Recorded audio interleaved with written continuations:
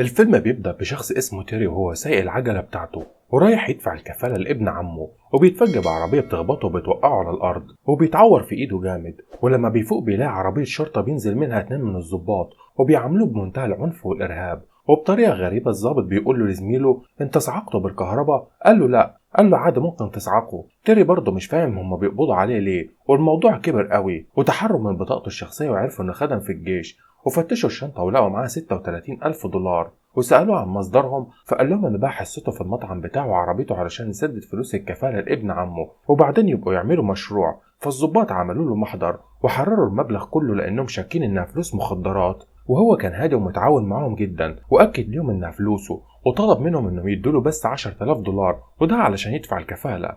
لكنهم رفضوا وادوله إيصال بالمبلغ وقالوا له إن لو حاولت تسترد المبلغ هيثبتوا إنها فلوس مخدرات ويخش في مشاكل، يا إما ينسى الفلوس دي نهائي وما بيكونش عارف يعمل ايه، لان دي كل الفلوس اللي حيلته وراحت، وابن عمه لو اترحل للسجن حياته هتبقى في خطر. وراح لمبنى البلدية علشان يدفع الكفالة، ورا الموظف الايصال اللي معاه. الموظف اللي هناك طبعا ما اعترفش بالايصال ده. تيري قال لهم الفلوس عندكم.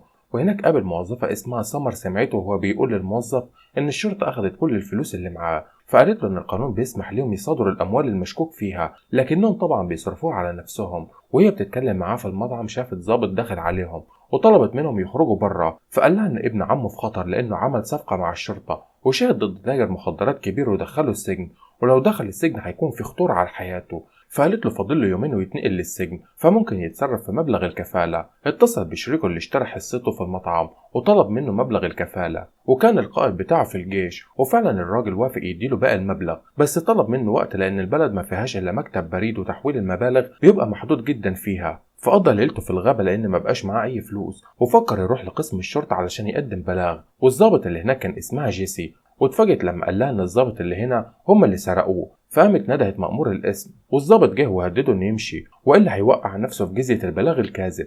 فتري قال له عقوبة التهديد والصعق بالكهرباء والسرقة، وهنا بيتدخل المأمور وكان ضابط شرطة فاسد وكرر كلام الضابط وقال له إنه يمشي وينسى كل حاجة. فتري طلع لهم ورقة المطعم اللي باعه علشان يتأكدوا من مصدر الفلوس، لكنهم رفضوا انهم يديله الفلوس وقالوا له ان ممكن التحريات تاخد اسبوع واكتر، وقالوا له ان قدامك المحكمة تروح تشتكي. عرض على المأمور ان يديله 10,000 دولار للكفالة ويحتفظ هو بباقي المبلغ، وطلب ان يشوف ابن عمه. المأمور قال له ان ده ممنوع بس لو جيت بكرة الساعة 9 هخليك تشوفه والموضوع هينتهي. راح تاني يوم الساعة 9 حسب الاتفاق ولقى عربية السجن مشيت. المأمور قال له انت اتأخرت 3 دقايق لاننا قدمنا المواعيد بتاعتنا. جري ورا العربية علشان يطمن على ابن عمه ويشوفه، وده قبل ما يدخل للسجن، وقال له خليهم يحطوك في السجن، وقال له انه محدش هيقدر يوصل لك.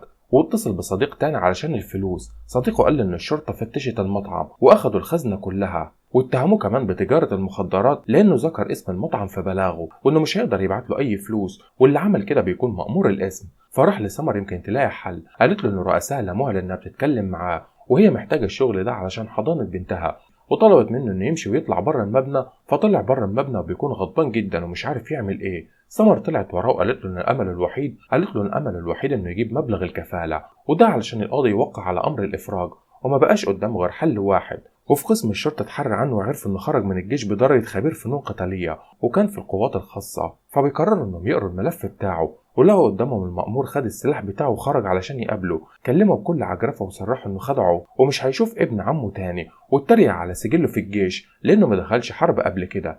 تيري ضحك وبدأ يسخر من المأمور. في نفس الوقت عرفوا ان تيدي علم الكتيبة كلها فنون القتال، والضابط هو بيحذر المأمور كان خلاص قرر الهجوم.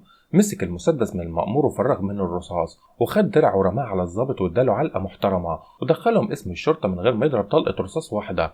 دخل الاسم وخلى جيسي تربطهم بالكلبشات وكانوا خايفين منه جدا بعد اللي شافوه، وخلى جيسي تفتح الأوضة اللي فيها الفلوس وده علشان ياخد حق الكفالة ويرجع الباقي. اداها السلاح بتاعها بعد ما فرغه من الرصاص علشان تطلع بيه من الاسم، وكأنها قبضت عليه. ركبت معاه العربية وخرجته بره وقابلت عربية الدورية وشاورت انه كله تمام. نزل من العربية واخد العجلة بتاعته وراح لمبنى البلدية علشان يدفع الكفالة. سمر كانت مجهزة الأوراق وبسرعة راحت القاضي علشان يمر على أمر الإفراج، وتري عينه على الباب لأنه متوقع إن الشرطة هتيجي في أي لحظة تقبض عليه. وفعلا الشرطة بتيجي وبيستسلم، لكن الضابط بيصعقه بالكهرباء برضه وبيهينه وبيعامله بقسوة مبالغ فيها، وخدوه حطوه في سرداب مخصص لجثث الموتى وكشفوا عليه وكان كله تمام. بيقول للضابط مش هتقدمه للمحاكمة؟ الضابط قال له قبل ما تتقدم للمحاكمة في واحد عاوز يشوفك، وخدوه بالعربية وراحوا يقابلوا المأمور عند القسم، وركب معاهم ومعاه البندقية بتاعته. المأمور قال له التحدي اللي بينه وبينك لازم ينتهي، وحاول يبرروا انهم بيعملوا كده علشان يقدروا يعيشوا، لانهم في بلد فقيرة ومحتاجة مصاريف كتير، وده علشان يقدروا يقدموا خدمات للمواطنين. نزل من العربية واداله باقي الفلوس بتاعته، وهو بيهدده بالبندقية انه هيموته، وقال له ان ابن عمك حد طعنه في السجن وللأسف مات. تيري بدأ يبكي وصرخ فيه، وإن حاول يفهمهم كده لكن محدش صدقه. والمأمور اداله عقد عربية جديدة كتعويض للخطأ بتاعهم، وطلب منه انه يرحل من البلد، وده بعد ما يشوف ابن عمه، ولو رجع تاني هيبقى هدف بالنسبة ليهم. وراح علشان يشوف ابن عمه واعتذر له ما قدرش ينقذه، واخد الهوية بتاعته اللي فيها صورته. سمر كانت بتوصله خارج البلدة، وقالت له انها بحثت في الموضوع، وقالت له ان ابن عمه مش الوحيد اللي بيتعمدوا سجنه قبل المحاكمة، وان الموضوع ده مقصود. تيري قال لها ان دي ما بقتش حاجة تهمه خلاص، لان خلاص ابن عمه مات، وكانت في عربية شرطة بتراقبهم. ورجعت اول ما خرجوا بره البلد، وهو بيودع سمر كان حزين جدا ومش عارف يعمل ايه، وكتب ليها رقم تليفون علشان تبقى تكلمه، وراح ياخد العربية. سمر صحيت من النوم وسمعت صوت حد معاها في الشقة، ودخلت الحمام شافت حقنة في الحوض، وعرفت ان حد اداها جرعة مخدرات وهي نايمة. حبت تتصل بالشرطة لكن شافت طابع الشرطة موجود على التلاجة، وعرفت ان اللي عمل كده ضابط القسم، فاتصلت بتيري علشان يلحقها. لف بالعربية ورجع تاني، وده معناه انه بيتحدى المأمور. دخل البيت لقاها تحت الدش، رفضت تروح المستشفى لانهم هيبلغوا الشرطه، واكيد هيبلغ القاضي اللي هي شغاله معاه، وساعتها هيرفدوها من شغلها وهتخسر حضانه بنتها. وقالت له انها كانت مدمنه زمان علشان كده جوزها طلقها واخد البنت منها، ولما خفت القاضي سمح لها واخد دوسيها اللي كان فيه قصتها، لكن دلوقتي ممكن يظهر تاني. راحت لشغلها وحاولت تخفي اثار الحقنه، وطلبت من تيري انه يرحل ويكمل حياته بعيد عن هنا. وهو في العربيه شاف صوره ابن عمه وحس انه قدامه معركه. سمر وهي داخله شغلها موظف الامن قال لها ان القاضي طالب يشوفك. القاضي قال لها انه جاله بلاغ انها رجعت تاني للمخدرات، وعلشان يتاكد لازم يعمل لها تحاليل، وهي فعلا بتعمل التحاليل دي، وكانت بتبكي لانها كده خلاص خسرت كل حاجه، لان اكيد التحليل هيطلع ايجابي. وتيري وهو راجع البلد تاني شاف عربيه الشرطه ماشيه وراه، والظابط طلب منه انه يوقف. وتيري شاف عربيات كتير اتجمعت من بعيد.